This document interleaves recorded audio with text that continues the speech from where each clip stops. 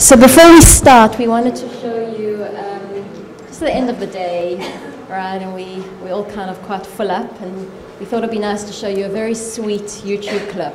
It's one of my favorites, and it's just to set the context in case you can't hear so clearly. It's two toddlers, I think they're around 2 years old, and they're arguing about if it's raining or if it's sprinkling.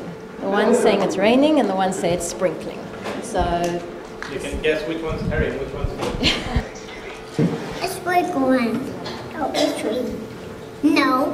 Hey, sprinkling. No, it's raining. No, it's sprinkling. No, it's raining. My mom told me it's sprinkling. It was raining. No. Yes, it is. My mom told me it was sprinkling, not raining. My mom said it is raining. No, my mom told me it was sprinkling. Because my mom said it's raining.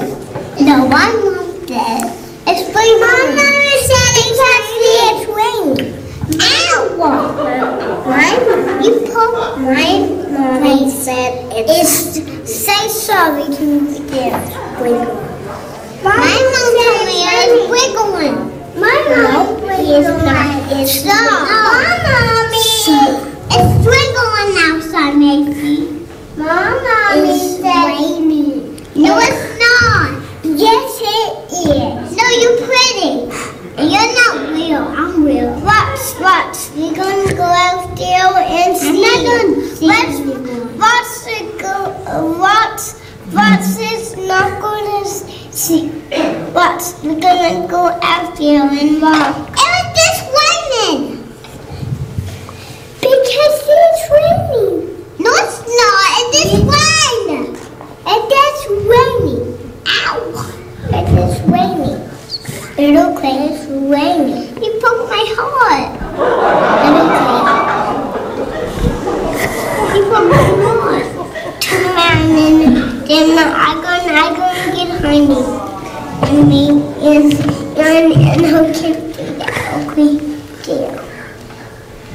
She broke my heart.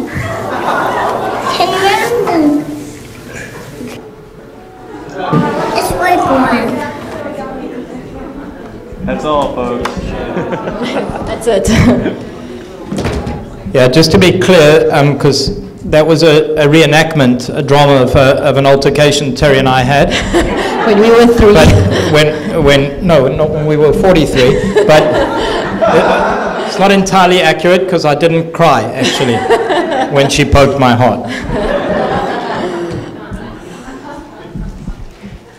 I just love that so much. I think it's just such a nice illustration of seeing it differently. And I don't even know if you noticed, because I've watched that so many times, that he at one stage, the little boy takes on her thing. He goes, it's sprinkling, he gets confused and he says it's sprinkling when he's supposed to say it's raining. And it's almost like it's not the point of what they see, it's the fact that they just want to be right, you know. And then I love the way he says, you poked my heart, because I feel like that's what we feel like in marriage and relationships. We feel like someone's poking our hearts, right? Feels like our hearts are getting poked. So, and also the one thing I thought which is quite sweet, I think Garrett would have appreciated this, is he said at one point, I don't know if you heard, you're not real. He was trying to be mean to her and get her back and said, you're not real. So maybe Garrett would have appreciated that and had something to say on that. We wanted to speak a little bit and also interact with you and see what's on your minds around relationships. It's the last session of the day and we don't want to just sit here and talk at you. So we'd really love to hear what you've been learning and maybe what you're still curious about in terms of where relationships fit into the understanding. There's something I wanted to start with, but I kind of wanted, I don't know if it's possible to get a board. Is it possible? Yeah, or we're going to really stick with what's so nice about this understanding is that there's only really one point to make. So we're gonna just really make that. But I've been inspired by everybody who's spoken, and I was actually thinking, listening to Garrett, that what came to mind for me when Garrett was talking was Brett's picture this morning, which I so loved, when he wrote existing, and then he wrote pre-existing, and then he wrote non-existing, and then tore it up. And that just, when Garrett was talking, I really saw that in terms of how it comes to life through seeing this as a paradigm. You know, so thank you, Brett, for that. I love that. So yesterday, when, again, Brett drew that picture, and he drew the inside-out paradigm over here, and he was speaking of thought in the moment down here, and he was saying that we have all these different feeling states that we get kind of quite fixated on, but the real point, the real power, the real logic is, are we seeing where it's coming from? Are we seeing what's creating all of this, or are we not? And when we don't, it creates the illusion of the second paradigm, which we're calling the outside-in paradigm. So what I was thinking, and I'm just going with the inspiration of this because I was quite inspired by Brett drawing this. It just kind of occurred to me that Sydney Banks used to speak about love and understanding. He used to say this, all this is love and understanding. And it struck me at various times in my learning that, again, these weren't nice, vague words that he'd throw out, because as I've heard many people, including Keith and other teachers say, Sydney Banks was very rigorous in what he said. He didn't just say words for the sake of it. And what occurred to me is that the inside out, what Brett and Keith are calling the single paradigm, to me is a love paradigm. It's kind of built of love. You know, it's a love paradigm. And I think we've all had the experience of thinking falling off our minds and feeling peaceful and feeling loving. And not for any reason other than that's kind of what we made of, who we are, what we connected to. It's not personal. It's just kind of built into the inside-out paradigm. And when Brett was drawing this, there were so many things that were just like kind of hitting me. God's included in this paradigm. That's the way I see it. And he's kind of excluded or overlooked in this paradigm. And when God's included, there's love. And when he's not, there's all other stuff, right? Separateness, resentment, disappointment, judgment, a whole bunch of other things. So I was thinking, if the inside-out paradigm is the only paradigm, if it's the truth, if it's how actual reality is being created, then what a gift. Because if this is the truth, then the truth really is love. Like love's built in for all of us. You know, it's what's true. And there's something about that was really, it's still formulating for me, but it felt very relevant since we were speaking about relationships. And what also started to occur for me is that, we'll come to the understanding part as well. Brett said this earlier, is that for sure, I think everybody in this room, I'm hoping, has had the experience that in this paradigm, you start to understand how reality is created, how it isn't created, and you start to understand more about yourself and more about other people and more about life. There's a depth of understanding that shows up for us, which I wasn't familiar with before learning more about this. So that's why I was kind of referring to love and understanding. But what I realized this morning at, I don't know, very, very early when we were jet lagged and we went for a run, Brian and I went for a little run, very beautiful place, suburb.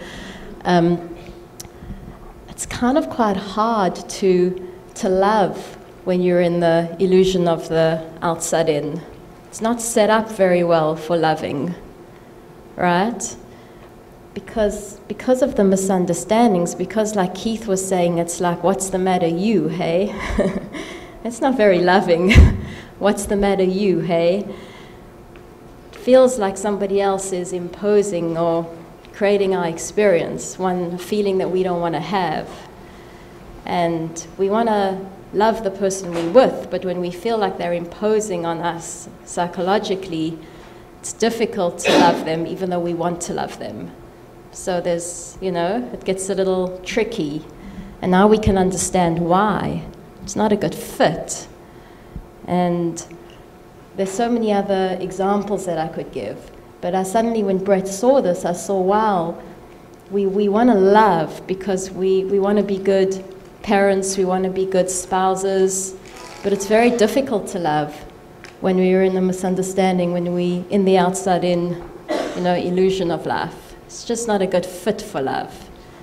And so that's why I think it's so important, and so I'm so grateful that we're here learning about this, because I feel like one of our students said when she first listened to Keith and Velda talk about the inside out and outside in paradigm, she said, I feel like I'm going to love better.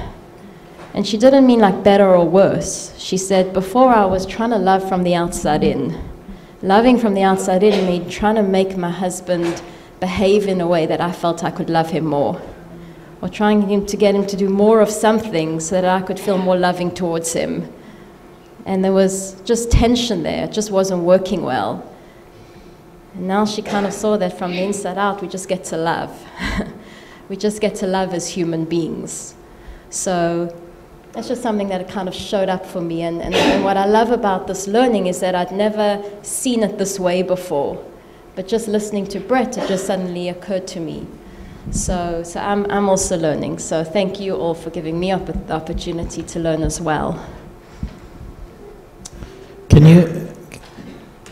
I'm just wondering if we can hear a little bit, the phrase which has been used, and sometimes a paradigm shift, which gets a bit almost cliched. But to me, this is a paradigm shift in how we think about relationships, in how we think about the other, in how we think about marriage, in how we think about love. Because if we were listening carefully to what Terry was describing there, it's moving away from what the other person needs to do, or what we need the other person to do, or what we want the other person to do in order to experience the feelings we'd like to have. That's a huge shift. When we look at it, it takes this whole conversation and goes like that, and then cuts it straight down the middle. And we do a fair amount of work with couples, often who come in different levels of what they would call distress in their marriage, or stress. And the focus of the work is almost always, if we're going to be helpful, the only way we know how to be helpful is genuinely helpful in what might be a sustainable way, is to try and point them in that kind of direction. Because otherwise, they probably would have been doing more of what they needed to do anyhow to get it to work better. They're usually quite smart, thoughtful people.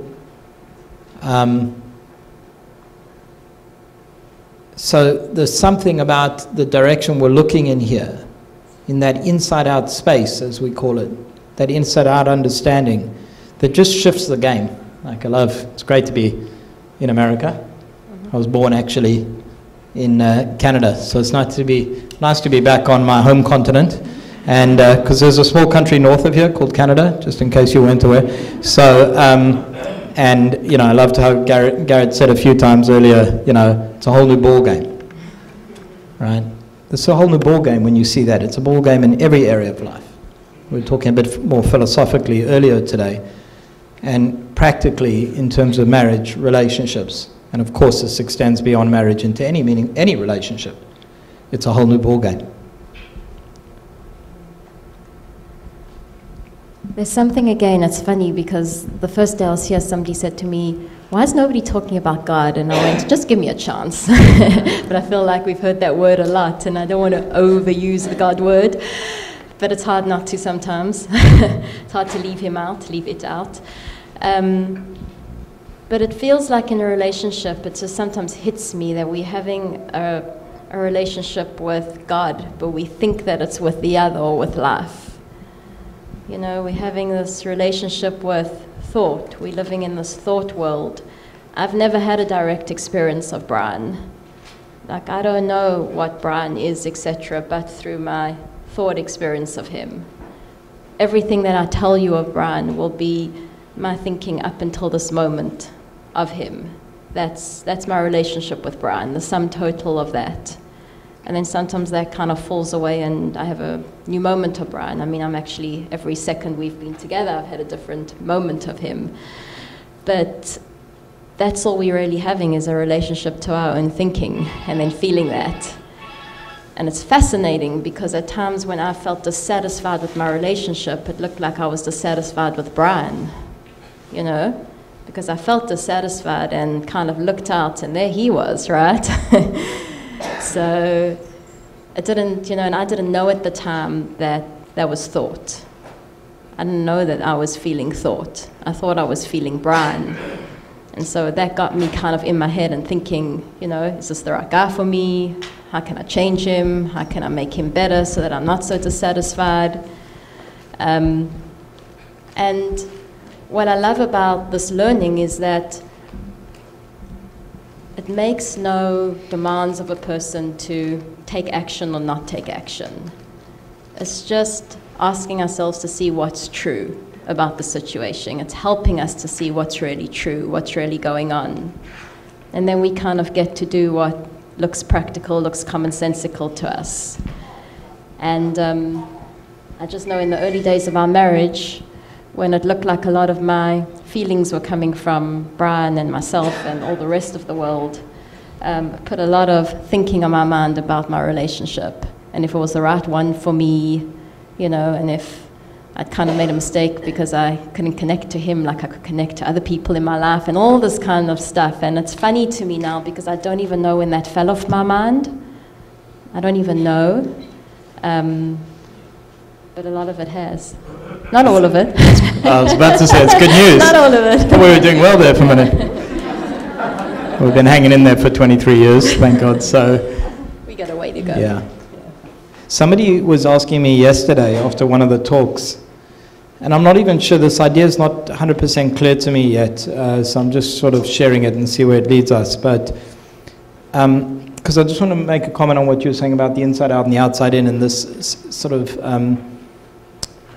some kind of insight or recognition that there's no action that needs to be taken, which is what Terry was saying. And so, you know, as though most people were here yesterday morning and heard Terry's talk at the beginning of the day.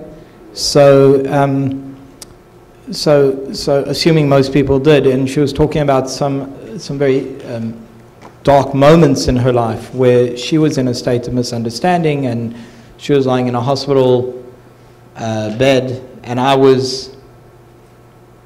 she was unaware even that I was present or what was going on around her. So somebody was asking me, what about me? What was I experiencing? What was I going through? And I don't need to answer that question. That's not relevant. But what occurred to me was that in our relationship, I was in a kind of for lack of a better way of calling it, an inside-out space. I was in the inside-out. Well, we always are in inside-out. I just, you know, I didn't have that language at the time. I wouldn't have referred to it then like that. But that's what was happening. So that I wasn't of great need at that time of anything. It didn't occur to me. I had concerns for Terry, obvious concerns. But I was kind of in that space, in that, and it wasn't anything I did. I'm not some kind of righteous guy. I got my own challenges and problems and issues, believe you me. So if you don't believe me, ask my wife. But why I'm stressing that is even in a difficult time in our lives and in our marriage, it was available to me. And that's what I want to draw out. It's always available to us. That space, that love, that understanding even when you don't have the words, even when you don't have your head around the form of it or a concept. It's an available space for each and every single human being, whatever's going on in life. Can you put some more words to make more sense of that, or does? Well, what comes up for me when you're speaking is that your thinking was very resilient. There was resilient thinking around it.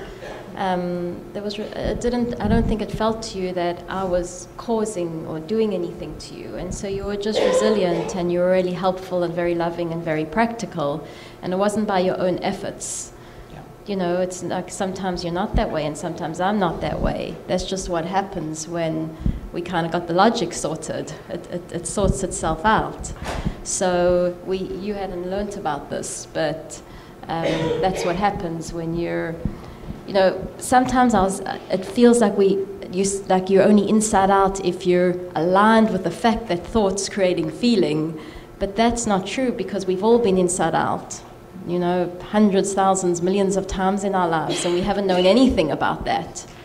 So intuitively you're aligned with that. Intuitively, if we had to like kind of stop or freeze frame that moment and say to you, hey, how come you're so free-minded about this? You'd speak in a way that's very inside out. You'd speak in a way as if you don't feel victimized by what's happening. You'd almost say, well, I don't know, like, you know, I'm just dealing with it. It wouldn't look like a big deal to you. So, you know, being aligned with inside out doesn't mean you have to consciously be aligned with it. I think that's a very important point. Like, oh, I know that my thoughts, you don't need to be, you know. And I think what's nice is that you see that in kids. If we watch our children, you'll see that they're inside out a lot of the time, and then you'll see them go outside in, and you'll see them go inside out, and they've never learned any of this. It's just they kind of feeling, you know, that their feelings are coming from something else, and then they're not feeling that way, and they're feeling like they're totally free, you know, they're totally free to do anything. And then they kind of feel, no, the fact that their sister got that or their brother got that means that, you know, they feel limited, and then they get over that, and then so you just see it's a very natural thing. Yeah, and I think that's very important in the context of this conversation, because I'm prepared to guarantee that everyone in this room has experienced that at some time, not only in their lives, but in their relationships and in their marriages. Yeah. The one thing I wanted to say, we wanted to talk just a little bit before taking questions about the separate realities. It's the name of this talk, really, One Marriage, Two Worlds. One Marriage, Two Realities. Two Realities. That was your world, but the world is one marriage, two realities. What's my world? Because you said one marriage, two worlds, but it's one marriage, two realities. Oh, okay. Right, yeah. But it is, I do feel like we live in different worlds a lot of the time. So I couldn't resist. Special world. But I remember when I met Brian, I had this belief that in order to feel connected to someone, to have a really good marriage, you had to be like-minded. You know, that's what I felt. I had this belief that he'd have to, first of all, really understand me. Like somebody who didn't understand me and get me, then we wouldn't have this amazing marriage where we'd feel like one soul together. And that for sure wasn't the case. Like, Brian didn't get me at all. I was like completely alien to him. You know, I was intense, and I thought I was deep, but I was really just an overthinker. And I was shallow. He was shallow. He was so superficial. It was like, when we first got married, after living with him for a few weeks, we didn't know each other very long when we got married. I said to him, do you ever get anxious or depressed? And he was like, no. And I was like, never? And he was like, no, never. And I was like, oh my gosh, I can't even. And then I kind of asked him which music. She thought when she was going out with me, she wanted to date a dysfunctional person. Yes. Dysfunctional people I thought I was meant to be with. functional. That's what the rabbi told me, just, you know. Functional looked like superficial to me. So I actually sent him, I was so mean, I sent him to a psychologist because... Sent me, the functional one, to a psychologist. I did. That's an upside down world, outside in, wouldn't it? I just felt like he needed to get in touch with deeper, darker feelings. Oh, it was so back to And the psychologist backed her. That was even worse. He did. It's terrible. But I worked on him, and I think I've made you a little more dysfunctional. I'm anxious. Sorry, yeah. But what was interesting is that of course isn't true.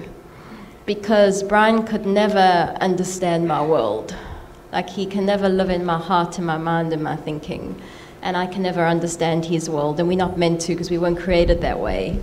You know, I get to, through my thinking, kind of I can make up what his world looks like or feels like, but I can never jump into his body and soul and mind. It just doesn't work that way. And I just want to stress, it doesn't work that way. Yeah. No, it's such an important point, because we labor under an illusion, I think, and that becomes a yoke that we put on our backs and on the other person's back, that there's something wrong with the other person because they're not seeing the world, they're not thinking the way I'm thinking. I read a beautiful idea not too long ago, and I just want to, because I was sourcing it from, I read it in the name of Rabbi Frand, and he was just saying how you would never sit in a meeting. I hope you would never sit in a meeting. Look across to another person on the other side of the table, and I'm using his language he used in the article, so, well, I'll alter it slightly, but he said, you'd never say, you fool, you don't look at all like me. No human being would never say that. We understand intuitively, we know that even twins, identical twins, Terry's father's an identical twin, don't look exactly alike. Right? The mother at least can tell them apart, apparently. But no human beings, and we know that right down to our fingerprints and to our corneas and our eyes. We would never have that issue with another. And yet when we don't think, the physiology, just translate the word psychology, when we don't have the same psychological experience as the other, we think there's something fundamentally wrong, either with them or with us or with both of us. Usually with the other, which is the source of all conflict and tension. He builds this idea out in a beautiful way. I'm happy to share it after the talk with anybody who's interested. But that's a really, really important point, that you cannot have the same thought experience as another human being. And I think it's a challenge because both, to some degree in the popular culture, certainly in the Jewish culture and tradition, there's a presumption, and again, the title, I don't know if Sui or Henry who came up with this title, it's a really good one, One Marriage, Two Realities. Yeah. Henry, I can't believe you wouldn't think of that. Your right? title was How the Peace Transformed Our Marriage. And Yeah, we went, no, it didn't. Not yet. Well, we first got that. The first time it said How the Three Principles Transformed Our Marriage, and we had a good laugh. That was funny. We got to change that. Yeah. The principles did not transform our marriage. But because the presumption that it is one marriage, of course, but it's two realities. It's not meant to be one marriage, one reality. That's not possible. It's a misunderstanding to go down that route. But the connection is that I create my reality through the power of mind, thought, and consciousness, and you do too. And that to me is what connects us. Like, that's the same in both of us. I feel my thinking, and it's so alive for me in a moment. You know, I enjoy the beauty of it, I suffer it, and that's true for you too. And I can understand what it feels to create a reality through thought. I can understand what it means to be in a misunderstanding that something else is creating my reality. And so by that way, I can have some understanding of you too. We can connect on that level, that we both work the same way. But we can't think the same, and even if we think the same, I'm still not experiencing that thought. He's experiencing that thought. He's feeling that thought. I can never have his experience. I wanted to maybe give a story about that. Did you want to say something first? No. Okay, good. But if I did, you'd tell the story anyhow. Yeah, probably. So I wanted to give us a story about separate realities. Just sometimes it brings it to life a little bit. There are lots, and you guys probably have better ones, but this was quite a powerful one for me in our marriage. I remember there was an evening that Brian was a little bit upset with me. We get upset with each other, we do. You know, just normally. It doesn't last, it's thinking in the moment, and we get over it. But the last one only took 4 years. Getting much better though. Oh, sorry, we weren't Didn't supposed you to say there's say an that. evolution? Is it that slow, Keith? This built-in evolution. So Brian was upset with me. He felt that, I think what he said to me at the time was something like, you give so much love to everybody else, but not to me. Like I see you with your clients, I see you with the kids, I see you with, and then like there's me, and I don't feel I get anything of it. And I feel so bad. People are going to think they can't talk to you now after the... Now I give it all to Brian, and I'm not speaking to any of you. So that's what he was kind of saying to me that evening. He was just feeling that. He was feeling like he was having a poor me, Brian moment, and feeling that. And I, when he said that, like my first thing was like my ego, like I felt bad about myself that he said that. It felt like Brian saying that was making me feel bad.